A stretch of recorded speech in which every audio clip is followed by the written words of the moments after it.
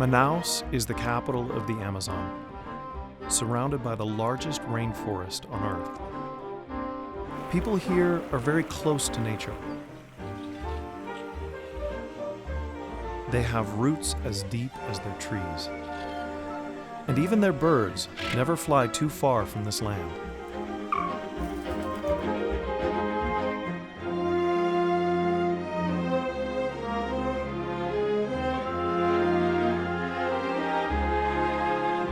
For members of the Church of Manaus, it is a blessing to live in such a beautiful place.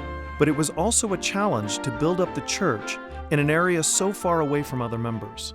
Em 1990, quando eu fui chamado para ser o primeiro presidente da Missão Manaus, a gente tinha membros da igreja tão especiais, tão puros, mas sem conhecimento acerca de liderança, sem conhecimento acerca das coisas que deveriam ser feitas numa escala grande.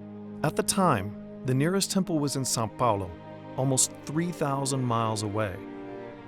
Members in other stakes often went in caravans to the temple, but none of them had so far to travel. Você sair da cidade de Manaus, qualquer transporte, qualquer a via de transporte é marítimo, ou seja, é barquinho, é um motorzinho, é um motor de polpa. Os ônibus intermunicipais aqui são barcos. Isso fazia com que se tivesse a ideia de que de Manaus não podia ter caravana. É uma coisa de ter uma caravana de Santos a São Paulo, né? Mas de Manaus a São Paulo é uma coisa diferente. Então, nós tínhamos aqui aquela esperança, né, de vir falar tanto do templo, e a gente pensava que isso é uma utopia para nós.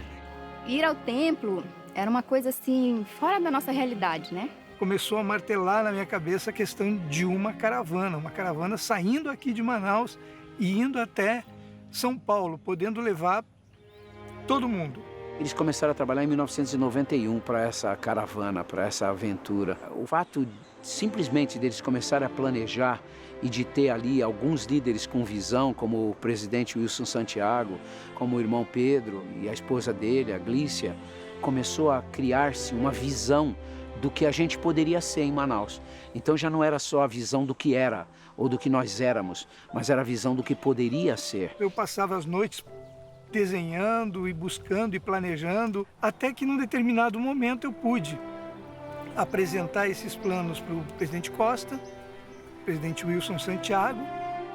Os sonhos, os planos, os cálculos, os comentários em família, os comentários nas aulas, os comentários nas atividades, eram todos em torno daquela caravana. Mas eu lembro que, eu sentado à frente do presidente da nossa Stark,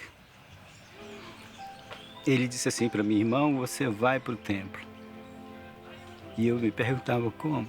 São 5 horas da minha cidade até aqui, né? Até aqui em Manaus. E daqui seriam mais uma semana. Seriam mais 3 dias de barco e 3 dias de ônibus, né? E sem saber o que ia acontecer na viagem. Na época eu estava com 5 meses de grávida, né? Do meu filho, que hoje tem 21 anos, está na missão. E com uma filha de 9 anos. Nós fomos desafiados a pagar $250 por pessoa para poder ingressar na caravana que ir ao templo.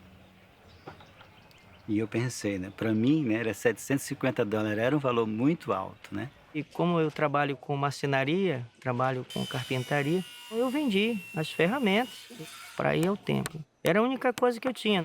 Pensava na parte financeira, pensava em deixar o lar, sair em busca de algo que eu não conhecia.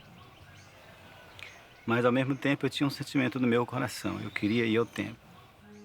On November 25th, 1992, the first caravan from Manaus left the city harbor and headed toward the São Paulo Temple. Eu tinha um coração muito apertado quando eles saíram no porto, porque eu não podia ir, e eu queria muito ir com eles. Muito medo. A noite era pior, né? Porque é muito escuro, a gente não só tem o foco de uma lanterna só, que é do barco, e a gente não consegue enxergar nada, não consegue nem saber onde é a margem. Hoje em dia, a navegação pelos rios é toda balizada, ela já está demarcada. Naquela época, não. Eu não conseguia dormir à noite, eu dormia de dia. Eu tinha calculado o quanto cada pessoa ia consumir em cada refeição. Bom, nós levamos daqui de Manaus 20 garrafões de água mineral. Pensávamos que daria para chegar até a próxima cidade para pegar água potável. No entanto, no caminho, a água acabou. E os líderes ficaram muito preocupados, porque como que nós vamos conseguir água em pleno rio? Você enche um copo com água do Rio Madeira e, assim, 70% do copo fica só aquela lama, aquela água barrenta. Além do que, as cabeceiras do Rio Madeira, lá depois de Porto Velho, tinha muito garimpeiro trabalhando. E eles sujavam muito a água com mercúrio. As pessoas já estavam com sede, tinham muitas crianças no barco. Tínhamos idosos, né? Um grupo grande. E o sol abrasador, não tinha uma nuvem no céu, não tinha nada. E não tínhamos como uma cidade próxima para parar, então aí ele falou, vamos orar.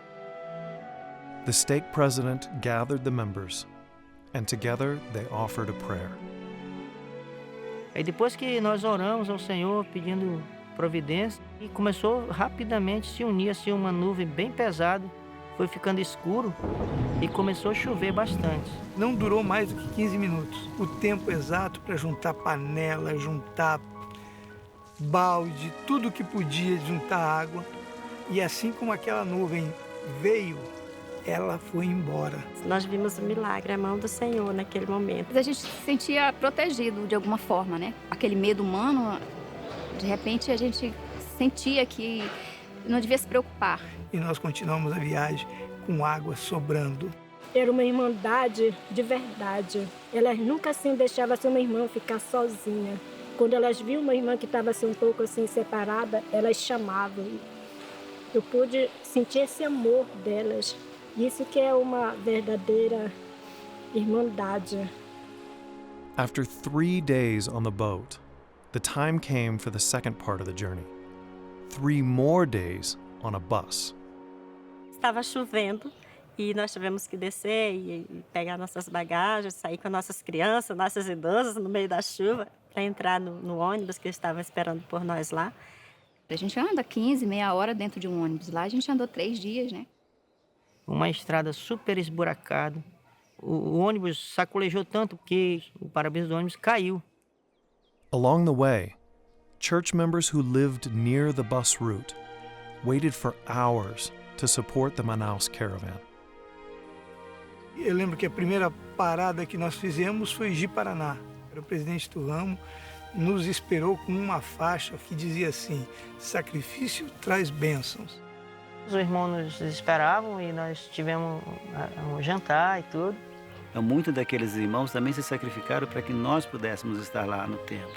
A nossa viagem ela foi marcada de pessoas sempre nos ajudando. Nós não estávamos só. After traveling 600 miles by river and another 2,000 miles on the road, the caravan finally reached its destination.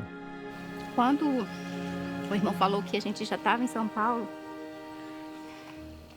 foi uma alegria muito grande. Foi assim, uma emoção assim de todo mundo. A gente gritou. E a gente queria olhar pela janela, queria ver onde a gente estava. De repente, o ônibus faz uma curva e o irmão diz assim: nós chegamos no templo.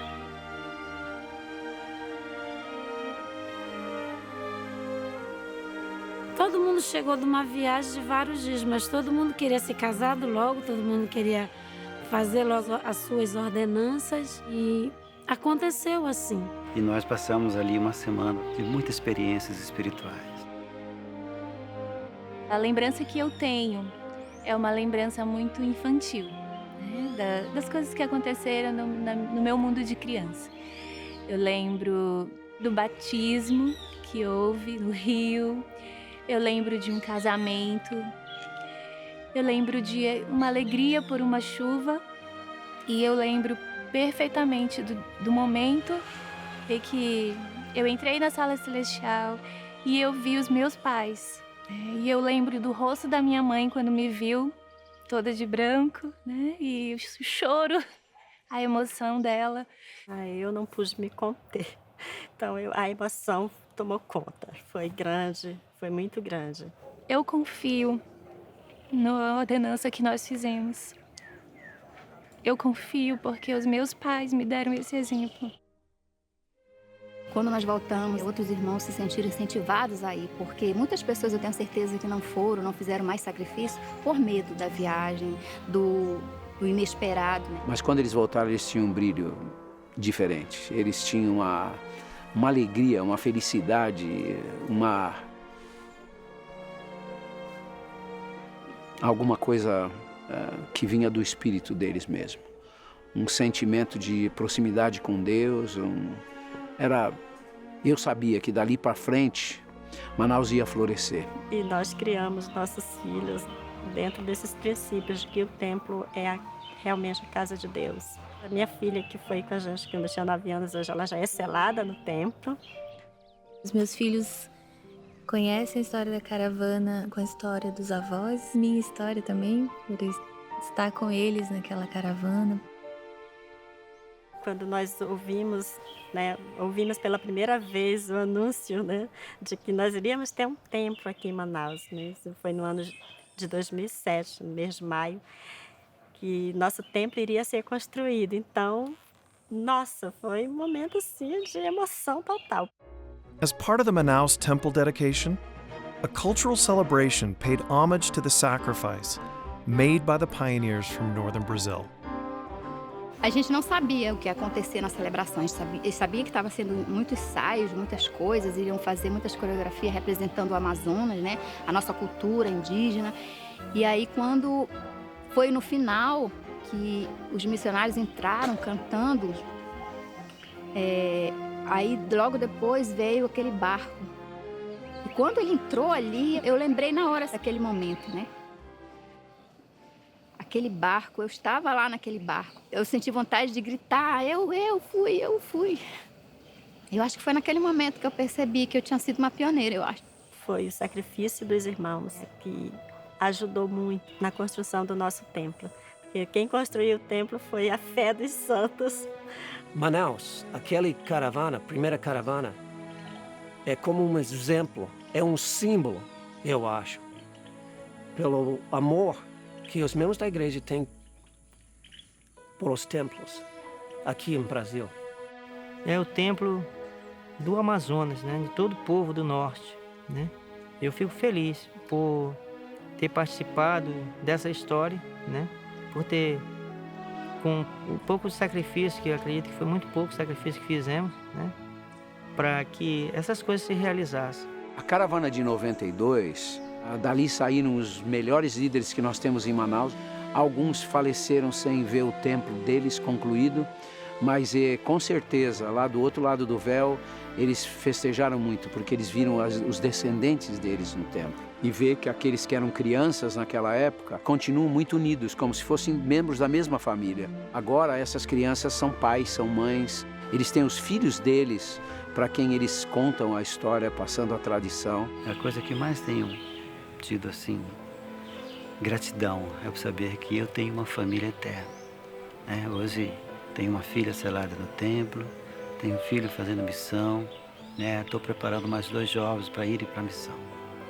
E foi graças ao nosso exemplo que eles estão também caminhando nesse mesmo rumo, buscando também construir famílias e poderem assim viverem vidas eternas.